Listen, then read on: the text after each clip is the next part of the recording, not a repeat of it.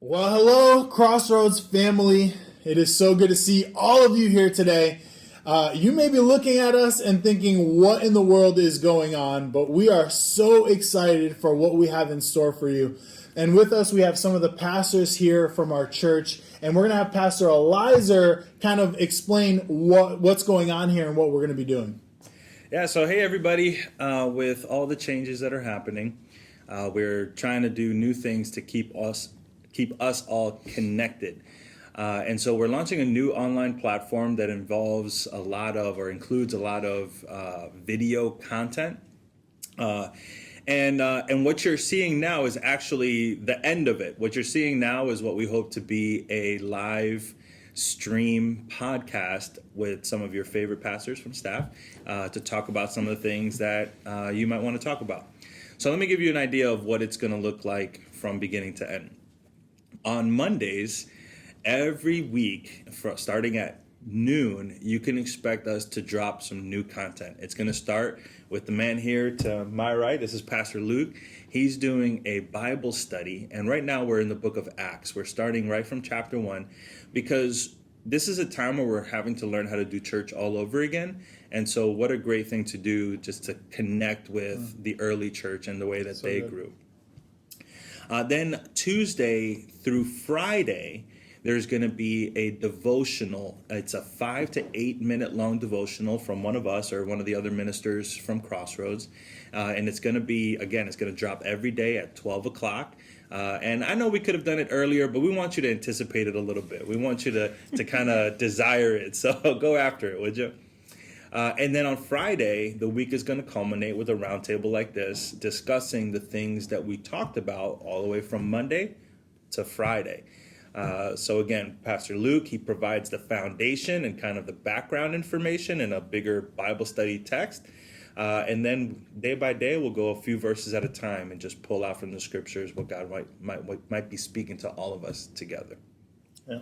And so then we have the podcast at the end of the week, which is really cool because the Bible study and then the devotionals, you as the church will be able to ask questions, just kind of comment on different things that you might be thinking about or kind of pondering or processing. And then with the podcast, we as a church, as a pastoral staff, will be able to answer those questions for you. And so although we don't have questions today from you guys, what we are doing just to kind of launch today's podcast is kind of doing a roundtable discussion. And basically we are titling this, Who Are Your Pastors and What Do They Do? And so we have a series of questions, right? We have a series of questions on what we're going to ask each other. And so the first one, this kind of is for everybody, but I would say a lot of people think that pastors only work on Sunday. What do they do throughout the week? Who wants to answer that question? Great question. Yeah. Funny question. Funny question. I love it when somebody says, so what's your full-time job? Yeah, right. That does happen a lot. So what do you typically do? What do you do throughout the week? And obviously all of our jobs are very different. Right. We have pastoral care, we have youth ministry, we have directors of communication, we have IT, a lot of different things. So what does that look like briefly from one of you? Yeah, I would say part of it, a huge part of it, is administrative. If we have an event coming up, it's not like we're just, hey, here's the event, come. So example, like youth ministry, we have to get waivers from parents. We have to advertise the event, push the event. But then past that, like planning for just weekly services. So like youth service, planning for weekend services. But then a huge portion is pastoral care, is being available and loving people and walking through life with people. And some of that is good. And then some of that is more challenging and difficult in what people are walking through. And so, and we're here to equip others in our church to do that. Right. And so it does take work to develop leaders. It's a process to create disciples who create disciples who create disciples. That's good. And before we even continue, there's probably people watching that have no idea who we are. And so maybe we'll just start with Pastor Casey and just tell them who you are and what you do here at the church. Yeah, so I'm Casey Perez, and I'm the Director of Community Care, one of the staff pastors here at Crossroads. Community care touches a lot of different areas, but a good way to think about it is caring for the community within Crossroads and then helping to make community relationships outside of Crossroads. So you're not just my wife? Not just pastoral. Definitely not. Yes, although that is not a bad title. You're actually Casey's husband. That's right. That's right. Eliza Perez, Casey's husband. Exactly. That is my best title. You better believe it. So I am Eliza Perez, and I am the director of Everything. development. Church development. And soon to be, what's that? soon to be. Soon to be campus Campus pastor. pastor of East Yeah. Windsor. As soon as we get that launch up and running. Yeah.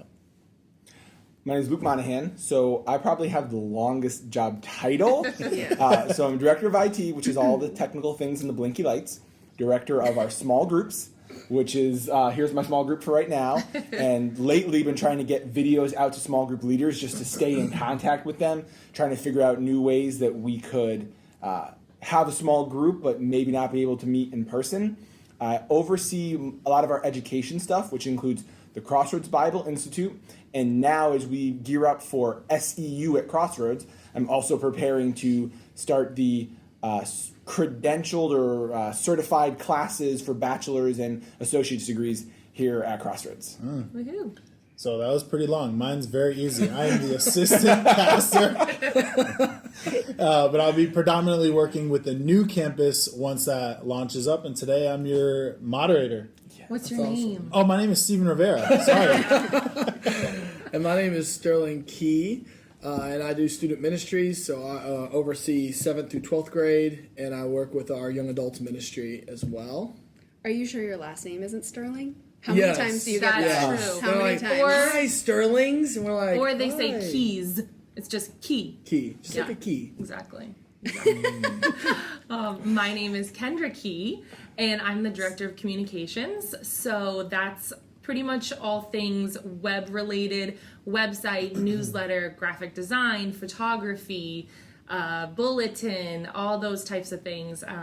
And visual, anything visual, that's kind of where I'm at. So if you're sitting at home and you've got some skills, you know, they might not be able to Commercial. use you right now, She but beat us. I can. That So was a good Bravo. reach plug out right to there. me. Nice. I That need was your good. skills, social media, all that. Yeah. That's good. So let me know. That's awesome.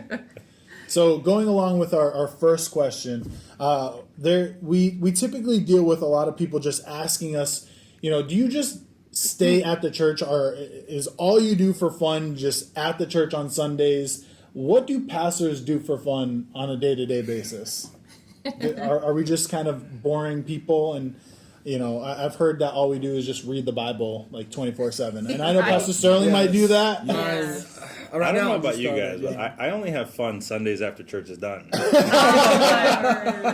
Just kidding. This is the vast majority of what I do, but Right. but I love what I do. So yeah, I have fun, but this is the Okay. vast majority All right. of what I do. Sure.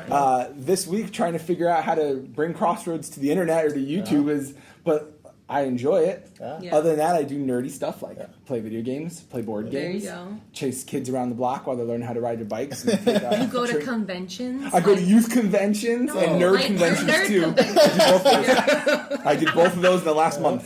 That's why we pull everyone's secrets out. You That's know. right. That's right. But did you dress up? Like, is the nerd convention where you wear the costume? That's messed up. Like It's not a Darth Vader. nerd convention. No, I didn't. I don't know. No, I wish nerds I are would. I would. Nerds. Nerds are cool. If someone could make me a costume, I probably still wouldn't wear it. But Lindsay no, I Belleville did can not. make you a costume. That's true. Lindsay. Lindsay. Lindsay, if Your you're listening. costume. She We makes need to look for amazing costumes. costumes. I don't think I have the self confidence to pull it off. I'll be real honest. Like I've got another We'll secret. put a big mask on you. This lady over here, amazing chef. Amazing. That's right, boy. That's right. Incredible. I know everybody Yes. looks at me and they're like, "How does he get that chiseled body?" And I say, "Hey, this is hard work. This is right doesn't happen here. by accident. This is no accident. This is all That- Ooh, intentional." that we is should one all thing. say our favorite Casey meals. Oh. I'll go first. her Korean tacos. Korean tacos, that's it. Hands down. Your tortellini soup is bomb. Ooh, that's a good one too. And your chili. Okay. Oh, Okay. chili. What was the Greek passion night we had last year? Or that was great. It was kind of more so like little Lebanese, but Yeah, that was amazing. sorry. You- Well, she started making Please. these tell me. braised short ribs. Ooh, Right. we That- had those.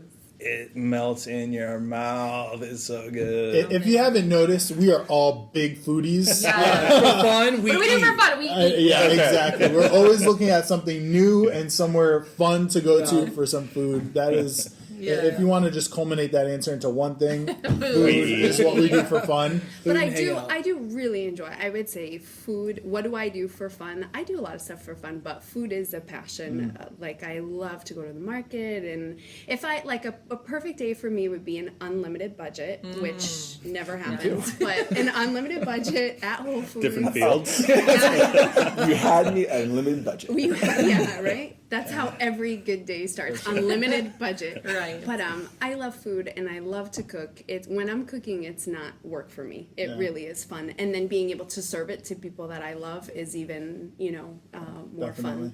fun. Sometimes I'll make my kids call me like, yes, chef, when I'm in the kitchen. And they'll critique. They'll be like, okay, so Casey, your dish was lacking. We watch a lot of Chopped and Food Channel shows. But besides that, I love to read. I love to write, play the piano. Do you guys know I play the piano? Yes. Fun thing. Very good. So does Sterling. I don't. That's right. Yes, he does. I Hidden honestly talent, don't. huh? I Yes, don't. he I does. played 3 and 4 Since we chords. are recording this right now, I'm going to be able to Roll embed the piano a really in. great Ooh, little video I have yes. of Pastor Sterling Our next one, playing we'll be And playing it singing. live. and singing. God, please help me. Rapture right now. Well, What do you do for fun? so people don't know this. Shop. Yes. Shop. Okay, I guess Yeah. people He's do a know shopaholic. this. Okay, I am the shopper of the family. You tell me to go to Does the it mall. start with I'm unlimited there. budget? Unlimited budget. Yes, but there is a budget, but I kind of exceed that, and I shouldn't. But that's for another story. Yeah. Sorry, Kelly. And I love to Kelly. shop. I love to hang out with my beautiful wife Kelly. She's actually going into law school, so a lot of her time takes right now is with studying. Just hanging out with her and going to the gym. That's something that we've been starting to do together, which has been pretty fun. And so with Isn't that how you guys met? at the gym, it was. No, that's wow, not how you bringing met. it back. That is No, not how it's you not how met. they met. It's how they connected. That's how we reconnected. Correct. rekindled. At the gym. Tell them the fun fact of how you met like 30 years ago. Yeah, so Kelly and I both grew up in this church, which is pretty awesome. But she was a little older than me. She was a year older than me. And so everyone knows that while you're in school, 1 year is a huge difference, Big deal. especially going into high school. And so she might have been a little too cool for me. And Well, she's I would like always to I would like to say that I would was say too that's cool true. for her. Yeah. All right, thank you guys. Yeah. Even when she's not here, she's got everyone's support. That's Got right. that right. But anyway, we went off to college. We both went our separate ways, and we ended up moving back to Connecticut. And I was at the gym. I was at Cardio Express, and I was working out with a friend of mine. And she was there with her brother. And from there, we never talked at the gym, but then she hit me up on Facebook. She DM'd me.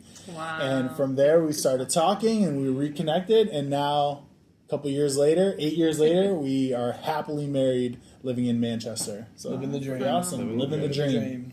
Yep. So, Hey, Kelly. anybody else want to chime in before we jump into these questions? Let's do it. Hit us up. All right. So, first questions on getting to know your pastors. We're going to start with Pastor Luke. Luke, tell us about your first preaching experience. So the first preaching experience I can think of that comes to my mind, a Sunday morning, I was in West Greenwich, Rhode Island, internship. It was my senior year internship at Zion, and this was my first Sunday morning. And I remember I talked about Isaiah. I saw the Lord high and lifted up. But the thing that really stands out to me is I wore my suit jacket, and I was so hot, so nervous that I'm telling you, the suit jacket was soggy by the time I finished. I think it went well. I don't know. I think I blacked out everything, but I can still remember it was this giant sanctuary, and the stage was like 5 or 6 steps tall. They used to do TV broadcasts there, so it was probably twice the height of the Crossroads platform. That's really that's like I remember just being so hot and so sweaty, but not comfortable enough to take my jacket off because I'm like, the youth pastor senior in college was like, it was Luke still sweats, but he just brings a towel with him on stage. There you go. So, you guys know who Greg Hubbard he's is? prepared. Yes. Anybody else want to chime in on their favorite stories? My first sermon, I was a teenager. I was 16. It was 5 minutes long, and I literally ran off the stage after it and just sat back down. And my pastor just laughed, and he said, "You'll get longer." And then he preached the sermon because I was too quick. Yeah. That's kind of. I remember my first time was almost exactly like that. Pastor E let me preach for the first time. He gave me the entire layout. I memorized the entire thing. I was supposed to preach for like 20 minutes. I was in and out in 5 minutes. Done. I literally just recited the whole thing like this and just, amen, peace. And that was it. That was my first experience. That's I felt so awesome. proud. Yeah. I felt so proud. And Kelly was my girlfriend at the time. She's like, "You did so good. It was amazing. Best sermon I ever heard." And it was like, "You're lying." Yeah. So where was that sermon? That was here. youth group. That was here at Well, youth I know group that, at but they don't know Crossroads. that. Oh yeah, true. That was here awesome. in the sanctuary. Or sorry, community center now. But, My first sermon I ever preached, I think I was like 12, and my dad let me preach. My dad's a pastor, and so he let me preach at the New Year's Eve service. And I wore slippers because it was like some illustration that I was trying to give, like to live out loud. That was the name of the sermon. And then I had all my little girlfriends come up, and we did this drama to the Live Out Loud song. Wow. And I will never live it down. Your dad must have been so proud. He was. Can we get a video of that? We actually can. We actually can. Actually, moving into our next question. So you mentioned your dad is a pastor. What was it like growing up as a PK or a pastor's kid? Oh, it's a loaded question. So much of being a pastor's kid, I would say, is one of the greatest blessings of my life and also one of the greatest challenges. Obviously, you have so many people who love you and who love your family and who support you, which was amazing. I mean, I would have people come up to me on a Sunday and give me presents, or they'd come up to me and say, "Oh, it was so funny what your dad said in that sermon," right? Or whatever, which was cool. But then there was also part of it that was really difficult because everybody's looking at you like you're supposed to be this perfect child because your father's the senior pastor. And so you have a lot of eyes on you. You have a lot of people, and some people were great. And then others, they wanted to cause a little bit of drama because why not? So they would do things like print out our Facebook statuses and show my dad if they didn't like what it said, or claim that they saw us doing things that we didn't actually do, you know? But also just as a family, I think when you as a person are called to be a pastor, it's not a personal calling, it's a family calling. And I'm sure you all have lived that out. And so understanding that as you grow up is very difficult because as a child, you don't have a full understanding of that. And so you have to grow into it.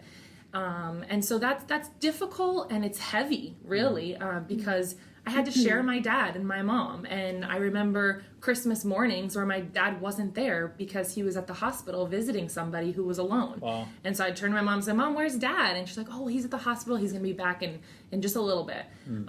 So I had to share him, really. But that being said, my parents were incredible because they always put me first. Sure. And I can That's truly awesome. say that. And they never missed a game. They never missed a recital. They never missed anything like That's that. cool. They were always there. And so overall, it's a blessing. And I didn't know that I would become a pastor or that I'd marry a pastor. Yeah. But now, knowing going to the future, like we'll kind of know how to raise our kids Sure. and have that example. So And so going off of that, you're married to a pastor. Yes. And your sister's married to a pastor. Yeah. Your sister's a pastor. You're a pastor. And this young strapping lad here is your husband, That's Sterling. Tell everyone how you guys met. So we met, actually, Pastor Eliza and Casey knew us before we even met. And we'd go help at a camp. I was a youth pastor at Stafford Springs, Connecticut, Hope Springs Church. And we went to camp. And when I first met Kendra, I thought. Yeah, tell them what you thought. I thought she was a little Beautiful. stuck up. She was very beautiful, and she was with this other model girl, and I was like, man, they were just kind of like, woo, you know. And so at the end of the week, though, we started talking a little bit, and I was like, Well, I saw him and just thought he was some hick from Texas. But she also saw me, I should say this, take off my shirt at the lake, and she was checking me out. Okay, That's true. That's that true. happened. My God. That's true. So But- she fell in love with the Texas tan line. She was like, no comment. That boy remind me of Red Lobster. So I'm hungry. So I had my southern twang. That is true. I did like that. So we started talking, and at the end of the week, I was like, man, this girl's pretty cool. And so obviously it's a little different. Our teenagers now like DM each other, send snaps. I Facebook friend requested her, and I was like, hey, I didn't get your phone number. Can I call you?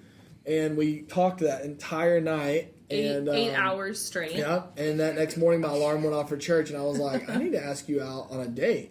And so I went back to camp exhausted, and at the time our DYD's wife, I told her, I was like, yeah, we're just friends. And she's like, excuse me? Friends do not. I was like, okay, I like her. And so I had to meet with her dad. Dad's out there. We had to meet for an hour and a half before we could go on a date. So it was pretty intense. But we met a month before she went to college in California. So we did long distance dating. For 3 about years. 3 years, yeah. And then got married, and then a year later, God brought us here. Yeah. That's awesome. Well, Pastor E, so technically you're like our boss along with our senior pastor, Pastor Sean. And so what was kind of like your career path from a new pastor coming now to the church of pastor of church development along with being the campus pastor? So my journey was a great one, and I'm still enjoying it. Still having just a fun ride. When we were in college, I started to serve at a church in Brockton, Massachusetts, Brockton Assembly of God. And my first weekend there, visiting the youth pastor of the church, it was literally his last week saying goodbye to everybody because he was going to take a senior pastor position out in a different part of the state. And so my very first week, I got introduced to this need at the church for youth leaders and for leadership in the youth ministry. And so I said, let me do whatever I can do. I started teaching Sunday school, and then I started attending the youth groups. By the time I was 19, I was overseeing the youth department. By the time I was 20, they had made me a pastor. I graduated college, got married. We lived there for 5 years after that. And so total about 7 years as a youth pastor in Brockton when circumstances in life that God opened the doors for us to come here to East Hartford to be the youth pastors of Crossroads. And just loving our life, loving our journey, but feeling like there was something else that God wanted us to step in. And I'll spare you all the details because I could be here for hours talking about it. But in sharing with Pastor Sean and Bishop Wiles about just what was going on in my heart, about feeling like maybe a call to plant churches, they talked to me about the vision that Crossroads had to become a multi-site church. And so Pastor Sean invited me to take on this new role of Director of Development and oversee the campuses. And, took that information to my wife, and we prayed about it. And now we've been serving in this role for the last 5.5, actually almost 6 years now. That's awesome. Yeah. Yep. The new building coming up, new church, very exciting in East Windsor. Yes. Awesome. Can't wait. Coronavirus go away so we can launch this new church, please. Yes.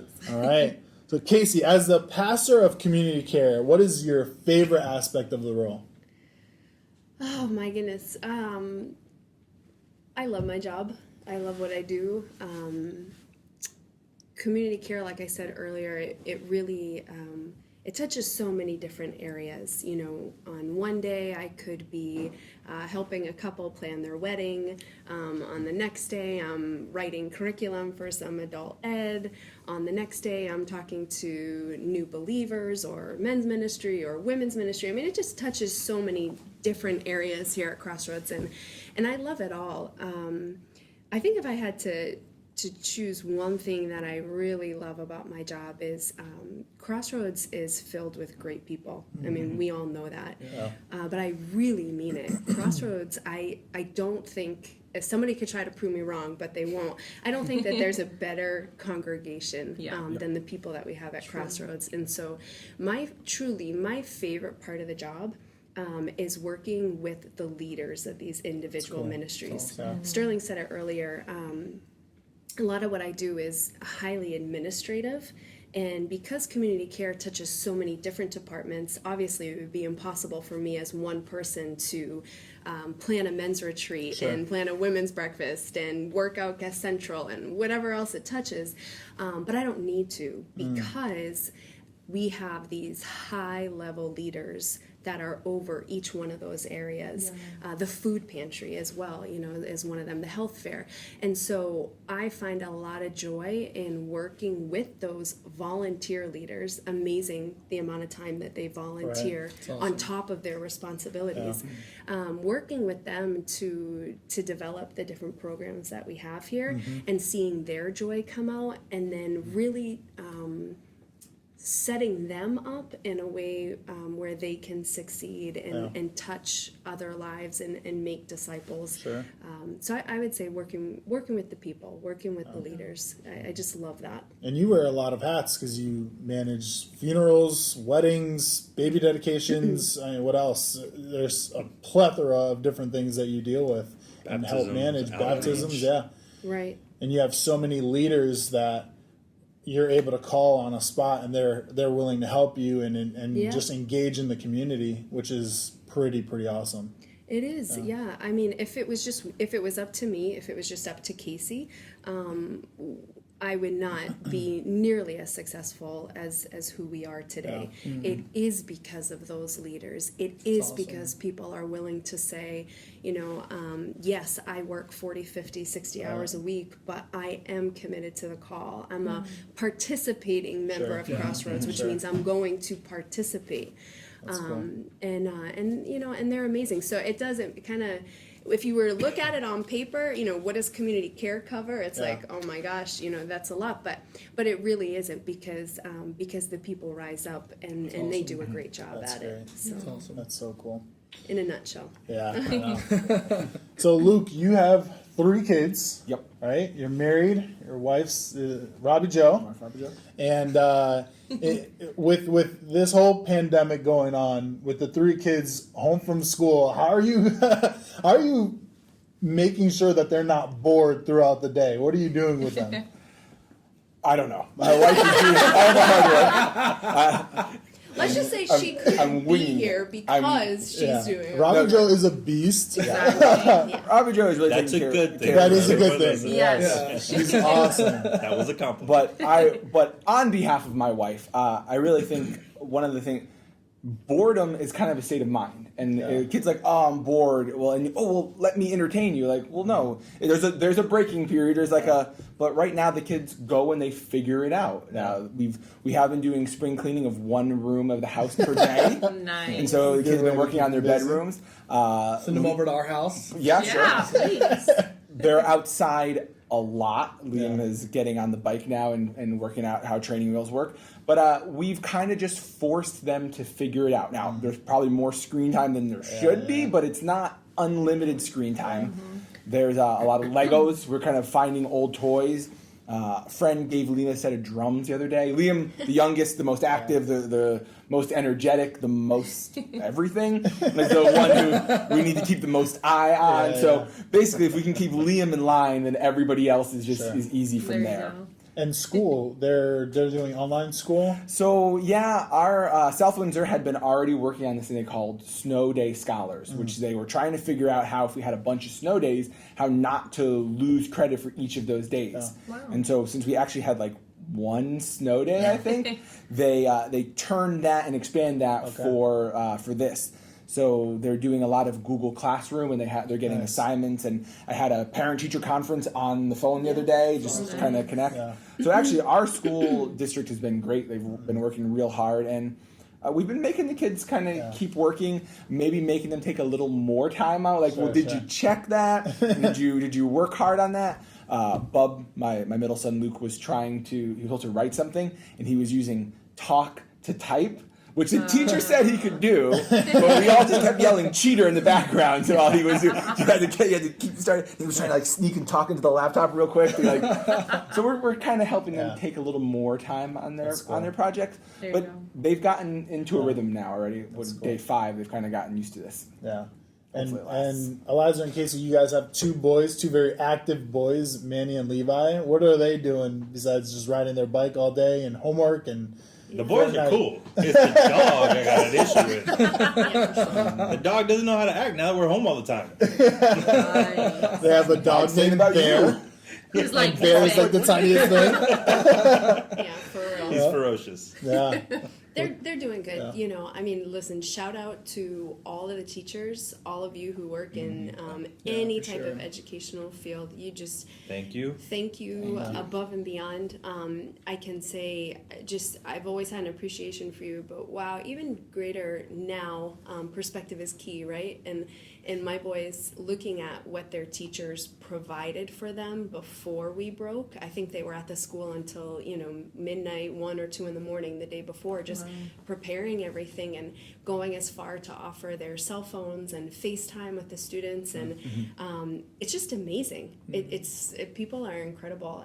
And so my boys have really benefited from that. That's cool. Listen, so I just have to say it because we knew you guys, let's go back really quick. We knew you guys before you were married, right? Mm-hmm. This is going to show how old we are. Ready? You're not old. And then, well, maybe I'm old, but you're not old. Is that what you're saying? But then we knew Steve and Kelly before they were married, right? Kelly was like the first female youth leader ever when we came as youth pastors. And then for those of you who don't know, we knew Luke and Robbie Joe too because we all went to the same college with Pastor Paul. So we're all connected. That's really and cool. old. So now I'm as old as you are. I was going to try to duck and with like the young side of the table. But, all right. Yeah. Luke and I are old. So just us. Just us. Yeah. So even going off of that, Kendra, with everything, trying to stay busy, not being bored, what would you say are some of the most important ways to keep a personal relationship with Christ during these times? Or even in general? Yeah, great question. My whole life, I've actually struggled with consistent devotional time. I don't know if it's just my personality, but I'm not a big reader. I'm a very slow reader, and so I've tried to work on enjoying reading. And so when God speaks to us through his word, so that's one of the ways that I want to grow. And so that's always been something that I struggle with. So I've tried to find creative ways to have other avenues to learn God's word. So last year when we did, what was it called? Read Scripture app. That was huge for me. I loved the Read Scripture app because it had videos from the Bible Project that really helped me understand the scripture, and then I enjoyed reading it more because I understood it. And I've been a Christian my whole life, Bible college, all that stuff, and there were things I was still learning. So that was huge for me, was finding those creative avenues to help me invest in that devotional time. But really for me, I look at my other personal relationships, like even the people around this table, and that's what helps me grow personally, because those people in my life point me back to Christ. And I have that support system to say, hey, did you pray about this? Or, hey, how can I support you during this hard time? Read this scripture, listen to this worship song, look up this podcast, listen to this sermon, whatever it is. And so having those people and that relationship, I think God speaks to us so often through other people. And so that for me is definitely the biggest thing. So I'll ask it to the rest of you. What are some books? What are some podcasts? What are some of your favorite preachers that you guys have been listening to help build your relationship with Christ and help keep you disciplined? So jumping off what Kendra said, the Bible Project does a podcast, and they basically talk. It's long form. They kind of just talk through the theology of what they're going to present in the videos. And one guy is a theologian, and one guy is more of the technical and the speak. So he's a lot of times explaining it to the other guy as he's like, wait, and so they're kind of chewing on it and struggling with it and going through it, and then they eventually turn that into their video. So that's cool. Huge fan of that podcast. Very dense. It's very dense. That's cool. Personally, one of the people that I enjoy listening to the most is a pastor from New York. I'm a New Yorker, and originally, and a pastor that's just had my respect for many, many years is Pastor Jim Cymbala of the Brooklyn Tabernacle. Yeah, for sure. And he's somebody that always speaks truth, always challenges you above what you think yourself, are living at, and but does it in a way that's tough but very loving and gentle. That's good. And so I appreciate him a lot. Awesome. His books are fantastic. His sermons weekly are great as well. They've been huge for me. Yeah, that's awesome. I've been listening to Brooklyn Tab as well, and Jim Cymbala, he's just so on point. And I love that his sermons are not an hour long. He literally gets in, gets out. He's also doing a daily devotional as well, which is so cool. That's awesome. And so if you have a chance, look at that, but they're so good. The other thing that I've been doing is Craig Rochelle does a leadership podcast, which I've been just learning so much from there. And I've been reading, I just got into a book that you recommended, which is by Francis Chan. It's called Multiply. And essentially it's disciples making disciples and what we should be doing to help build the church through leaders, which has been so helpful. Francis Chan is another one of those that's you listen to him long enough, you're gonna get stung. Are you even a Christian after you listen to it? It's In a so good way. powerful. It's so good. Yeah, Francis Chan is incredible. Yeah. So Sterling, tell us a little bit about your calling into ministry and your calling as a youth pastor. Yeah, for sure. So we all at this table have different stories, and some of our stories, are similar to Kendra's. For me, my parents divorced when I was a kid. My dad is Sheriff John Key in West Texas, and so I don't have anyone in. He's got to have a family. middle name. Come on. Of course he Billy. does. He's Billy. That's John where Key. Billy comes from. Billy John Key. That's where Billy. Billy wants to name our child Billy. Billy Bryce. No. And so we're going off, but yeah. So we being in West Texas, small town, I didn't have any family that were pastors. However, my grandmother, she went to music school for piano, and that's what she did for her ministry. She would travel. She'd go from church to church, little churches who needed someone who plays piano, and she would teach someone else to play, and then she would go to another church. So she kept me in church. Like, I tried to quit when I was like 16, and I was like, I'm going to quit. And so every Sunday my grandma would call, Sterling, you taking me to church? And I was like, nope, not today. And so like 4 times of that, I said, okay, we're going back. And so I just fell in love with Jesus at a youth camp. And I remember going back to my youth pastor, and I said, I don't know the word for this. He goes, oh, you called to be a pastor? I said, no, not called to be a pastor. It starts with an M. And he said, ministry? And I said, yes. I feel like God's called me to ministry. And so, I never specifically have been like, I'm called to youth ministry. This is what I'm supposed to do. Kendra and I say, we're called to people. And that's what our calling is. And so, when I went to Bible school, I got involved in Trinity Church in Dallas with their youth ministry, and God had it's amazing how He's led the path. Coming up here, I never would have ever dreamed of being the youth pastor here at Crossroads. And through just what the Lord did in connecting with Pastor E and Casey and the relationship we built and seeing how faithful God is, even everything, bringing Kendra and I into ministry together. So for me, I love what we do. We love our teenagers, but really it goes back to our youth leaders. Even at a time like this week I'm calling every youth leader and just praying with them, but it's also, hey, I need you to do this with our teenagers. You right now are their shepherds. You are their pastors. You are the people who need to be calling them and loving on them. And so that is my role here, is to really support them and support our teens when they need that. And so we're called to youth ministry, and that's my path of being here. But we're called to people. That's really all of us, I think, would say that same thing. Yeah, We're so called to build up the body of Christ. That's so good. How many of us were called at a camp to be ministers at a camp, right? 3? Yeah. 4? Yeah, 4. Listen, send your kids to camp. Yep. Yeah. Most life-changing And things they'll turn ever. out just like us. And you'll meet your spouse. There you go. The high bar for And Kansas. Or your money back. Guaranteed. that's how you promote it. Let's edit that out. So I'm sure there's people out there, maybe parents, couples out there that want to know how Casey, you balance being a pastor, a wife, a mother. How do you balance all of that in your daily routine? Yes, tell us, dear.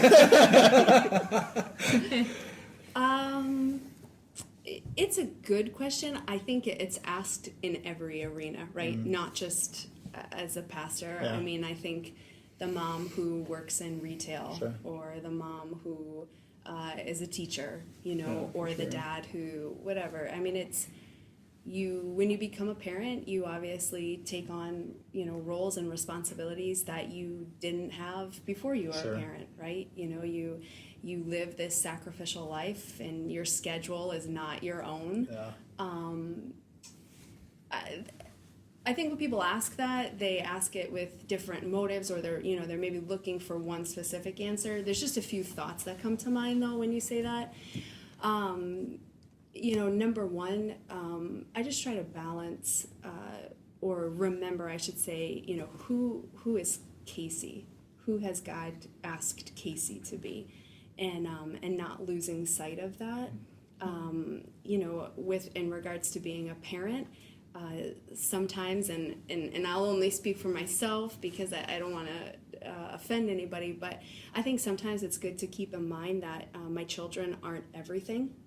While I love them and I will give them the very best of me, they are not everything. And the moment that they become everything, they've become an idol. And I know that's really harsh and difficult to admit, but an idol is simply anything that takes my attention or my focus more than God. Sure. And so, if I'm trying to be, perfect mom or whatever it may be, it's like, wait a minute, Case, like, take a step back, recognize, first of all, you're not in control. Second of all, these are gifts, but they're not your idol, right? And so balancing that out, Andy Stanley wrote this awesome book. Pastor Sean references it a lot, but he wrote this book called Choosing to Cheat. And understanding that I can't be everything for everyone all the time. Each and every day, I'm going to cheat something. What does that mean? I'm going to cheat being a mom, let's say. The boys want to play a game and they want me accessible right away. Well, I'm sorry, I have work to do. I'm going to do the work, and I'm not going to feel bad. And then maybe the next day it's I have a lot of work to do, but my husband and I haven't spent any time together. Sure. I'm going to cheat work, and I'm going to go and spend time with my husband. And then sometimes it's cheating all of those things and saying, hey, like, who's Casey in all of this? Shopping spree. Well, I'm not like you. I'm going to pick out food. That's right. But I think at the basis of it all, I think every single person is trying to balance, whether you're a parent or not, even the stay-at-home mom. Yeah. I mean, she's working endless amounts of hours, and there's a balance in everything. And so perspective is key, for real. That's really, really cool. Awesome. Well, I have a last question. This is directed to Pastor E, and I'd love for you to answer, and then everyone can kind of chime in at the very end. But what would you say to your young ministry self if you had to start all over again? Well, if you can go back 20 years or 15 years, what would you tell your younger self? Yeah, that's a good question, Steve. Thank you. I actually wrote a song about it. Oh, gosh. Sing it. Are you going to sing Sterling's it? going to play. Sterling's a play, Yep. and you can sing it. Dear younger me. No, forget it. That's Mercy. I got it. I just You got didn't give you any credit for it. I just hard face. Again, aged yourself. Right, I know. It was like 2 years ago. Yeah. Okay. K-Love, maybe? So I'll say 2 words, very simple. I would say to myself, be bigger. And what I mean by that is, I could look back and I could think of so many things that I was petty about. Things that in the moment seemed like a big deal, and I made an even bigger deal about them. But in the end, you look back and you're like, oh, I was such a fool. Like, why did I ever take that attitude? Or why did I ever think myself more highly? Or why did I ever waste so much time? And so I would just say, Eliza, be bigger than that. Don't give in to the temptation to stoop down to little bitty problems. Be bigger. And I'm still trying to live that. I'm trying to do that now, since I can't go back and tell myself when I was younger. Sure. But I can do it now. Yeah, that's good. Anybody else want to chime in on that? Sterling, what would you say? Or Kendra? Yeah, I think I would go kind of just to trusting God. Like, it's amazing how the Lord pieces things together, and I think sometimes we have a hard time feeling equipped. And I'm like, God is faithful. Like, if we allow Him, He'll put the right people in our lives. When you ask, like, what do we do for fun? For me, it really is spending time with people like this, and these are our friends, and these are, so for me, it's like, I have people to go to who help me get to that place of trust and equipping, and, and so for me, I think I'd go back and be like, hey, it's okay. I'm a little West Texas kid, bro. God's got you, and He's going to lead you, and He's going to open the right doors. Yeah. I think I if I had to kind of sum it up, which it's a little different for me, obviously, because I grew up in the ministry, but I think I would say to myself, this is going to be really hard, but so worth it, That's awesome. And it's going to feel lonely at times, but God is with you, and don't underestimate how difficult, but how blessed you will be, and how satisfying and fulfilling it's going to feel. And I've seen that to be true time and time again. Even now, I mean, we're literally having to rethink and restructure every single thing that we do and create a new normal for the time being. And so it's difficult, but it's exciting, and it's powerful that we can do it together, and we can have a church family who supports and who is part of it and who engages with us. And I'm grateful for all of it. Yeah, That's good. I think I might not tell myself anything. Not that I did it that well, but let my old self figure it out.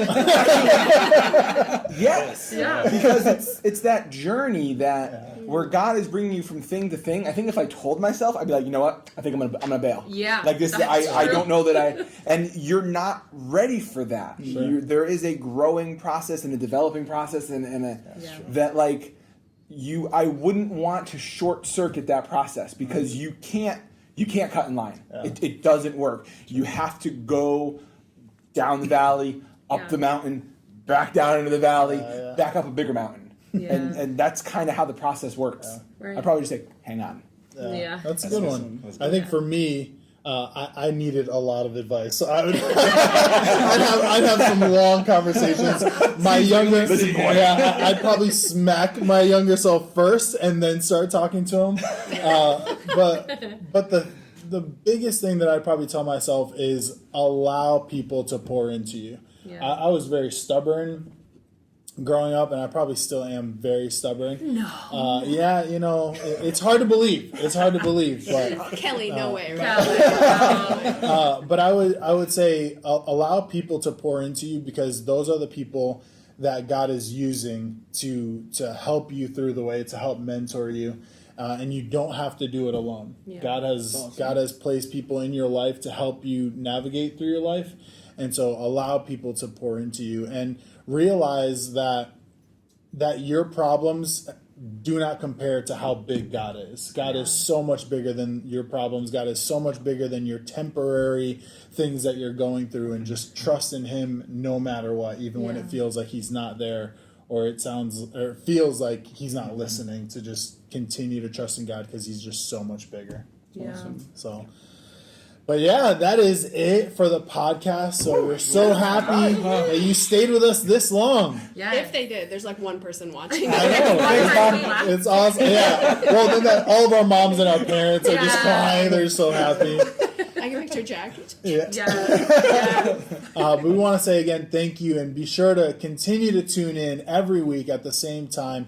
And you'll see different people here sharing their thoughts. And please, please, please send in your questions, send in your comments on what you want to learn about, what you want to hear, or different questions that you have for each pastor throughout the week. Anything else, Pastor E? Hey, thank you guys. Good work. Thanks for tuning in, and we look forward to the season. Just hanging with you. Yeah, we love you. God bless.